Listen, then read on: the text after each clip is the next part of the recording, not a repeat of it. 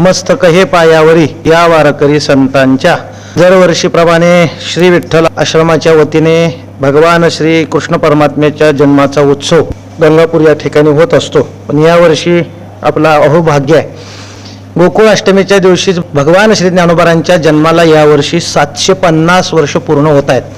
त्या निमित्ताने यावर्षी गंगापूर या ठिकाणी श्री विठ्ठल आश्रम परिवाराच्या वतीनं मोठा भव्य आणि दिव्य उत्सव होतोय. या उत्सवाचा प्रारंभ दिनांक 9 ऑगस्ट 2025 शनिवार सांगता शनिवार दिनांक 16 ऑगस्ट 2025 या दिवशी होणार आहे.